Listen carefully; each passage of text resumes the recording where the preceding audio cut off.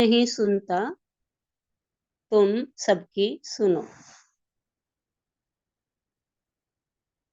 हर घर की प्रॉब्लम ये है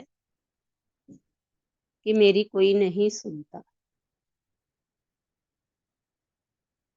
सब अपनी सुनाने में लगे हैं क्योंकि सब अपने आप को बड़ा मानते हैं कि हम बड़े हैं, हमारी सुनो। घर है, परिवार है, सर्किल में जाओ, कहीं भी जाओ, मेरी बात सुनो।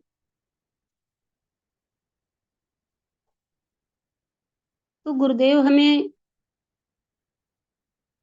मोटिवेट कर रहे हैं, कोई बात नहीं, तुम्हारी कोई नहीं सुनता तो कोई बात नहीं, तुम सुनो सबकी। कोई सुनने वाला भी तो चाहिए ना। वे क्यों बोल रहे हैं कि हमारी सुनो? क्योंकि उनकी अब तक किसी ने सुनी नहीं, इसलिए हम सुने उनकी। हम उनकी सुनेंगे तो वे जो कहना चाहते हैं वे कह पाएंगे और हम उनके प्रिय बन जाएंगे, प्रिय बन जाएंगे कि ये तो मेरी बात सुनते हैं, बहुत मन से सुनते हैं मेरी बात। और कोई नहीं सुने, किसी की बात, बड़ों की बात को ना सुने, बड़े हों या छोटे हों, ना सुने तो उनको गुस्सा आता है, इरिटेट होते हैं। इसीलिए वाणी कह रही है कि अगर घर परिवार में ऐसा वातावरण लगे कि मेरी कोई नहीं सुनता, कोई कहे आपसे, तो गुरुदेव भाव दे रहे हैं कि तुम सुनो। तुम्हारे में धैर्य है, तुम्हारे में साहस है सुनने का, और तुम जितना सुनोगे उतने परिपक्व होगे। क्योंकि क्लास में बच्चे शोर नहीं करते, टीचर ही बोलता है। और टीचर जब बोलता है तो बच्चा भी एक दिन टीचर बन जाता है। यानी कोई बोल रहा है तो छोटे बन करके सुन लो, छोटे बन के सुन लो।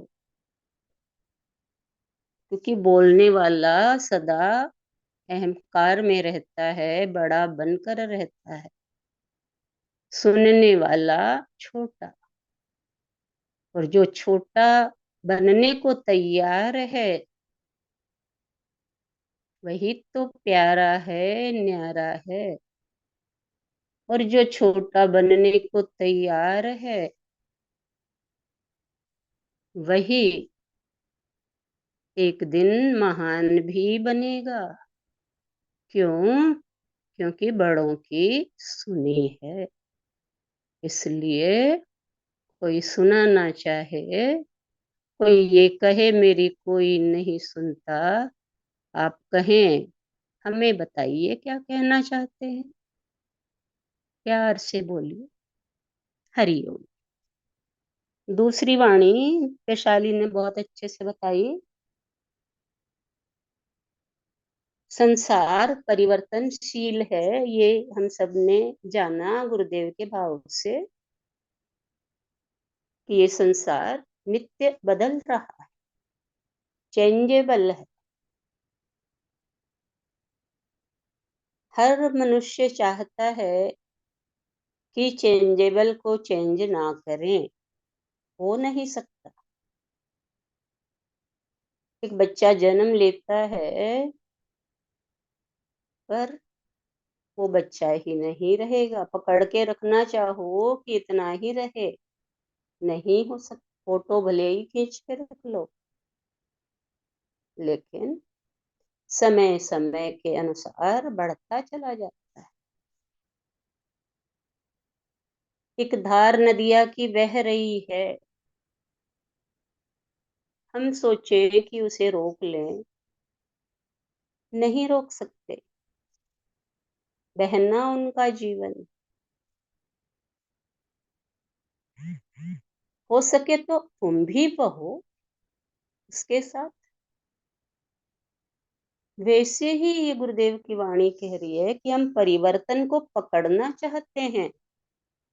घड़ी चल रही है, घड़ी को तो बंद कर दोगे, लेकिन जो समय चल रहा है उसे कोई पकड़ सकता है?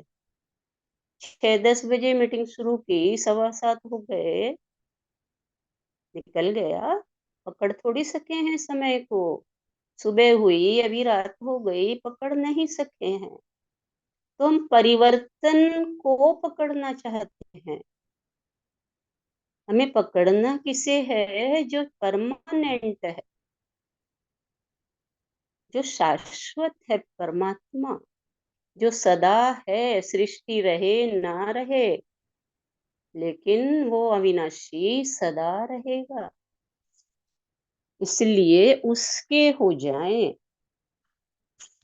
और उसके हो जाएंगे,